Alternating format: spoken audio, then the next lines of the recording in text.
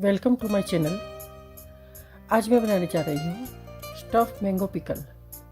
जो सीज़न में जब छोटी छोटी आम आती है तब हम इसे बनाते हैं। सबसे पहले छोटे छोटे आम को हमें अच्छे से धो लेना है। धो के फिर उसे काट के उसके बीच की गुठली निकालनी है। इसी तरह सारे छोटे आमों की गुठली निकालनी है। अब हमें हल्दी एक प्लेट में निकालनी है, 4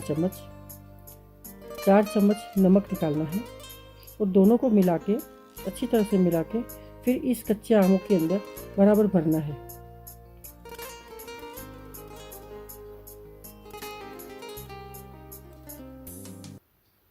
और ये सारी प्रोसीजर अचार बनाने से एक दिन पहले करनी होती है, क्योंकि आम के अंदर हल्दी और नमक भरने से उसका एक्स्ट्रा पानी दूसरे दिन तक निकल जाता है। और हल्दी और नमक आम के लिए प्रिजर्वेटिव का काम करता है। दूसरे दिन आम को छलनी जैसे किसी बर्तन में रख के पानी निकाल लीजिए। आम का जो खट्टा पानी निकलता है, जो हल्दी नमक वाला है, उसे हमें फेंकना नहीं है। इस पानी में थोड़ी सी मेथी उसमें भिगा दीजिए, जो हमें अचार के लिए काम आएगी। मेथी को कम से कम 2 घंटे भिगा के रखिए। 2 घंटे बाद उसे पानी से निकाल लीजिए और आम और मेथी दोनों को कपड़े के ऊपर बिछा दीजिए। उसका एक्स्ट्रा पानी भी उसमें से निकल जाएगा।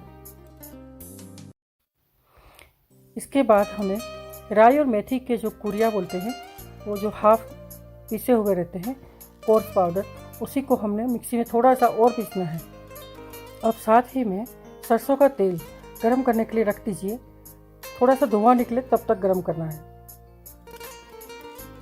अब अचार के लिए बेसिक सारी तैयारियां हो चुकी है। अब हमें राई की कुरिया जो कोर्स पाउडर है उसको हमें बड़े बर्तन में निकालना है। साथ में मेथी का कोर्स पाउडर जो है उसे भी निकालना है। अब ये दोनों को थोड़ा मिलाना है और इसके बाद इसके आगे की तैयारी करनी है। अब हमें सेंटर में थोड़ा सा खड्डा करके उसके सेंटर में हींग डालनी है, जो कम से कम 2 चम्मच जितनी जाएगी।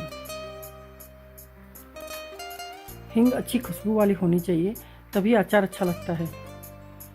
थोड़ी सी हल्दी जो हमने पहले डाल रखी है, इसलिए हम इसमें थोड़ी सी डालेंगे।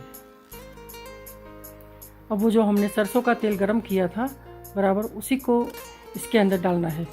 और गरम गरम तेल ये राई और मेथी के कोर्स पाउडर में जाएंगे तो मसाला जल्दी तैयार हो जाता है। अब हमें यह सारे मिश्रण को बराबर से मिलाना है और तब तक मिलाना है जब तक पूरा एक जैसा ना हो जाए।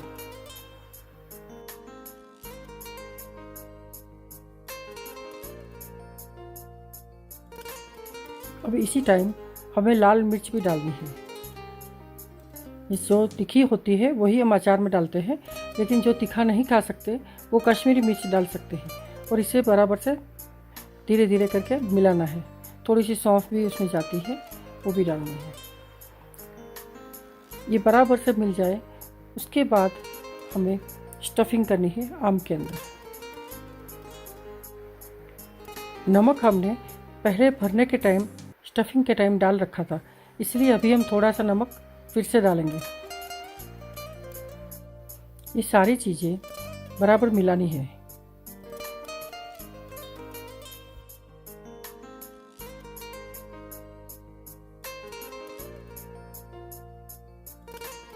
अब ये अचार का मसाला बराबर रेडी है। अब आप किसी भी चीज़ में इसे स्टफ़ करके अचार बना सकते हैं। गुंदे के अंदर भी ये मसाला जाता है। आम की किसी भी अचार के अंदर ये मसाला हम डाल सकते हैं। हमने पहले जो मेथी भिगाई थी, वो मेथी अभी हम इसमें थोड़ा इस मसाले में डालेंगे और बाकी की मेथी हम अचार का जब बन जाएगा उसके ऊपर से डालेंगे। और अभी हम स्टफिंग शुरू करेंगे।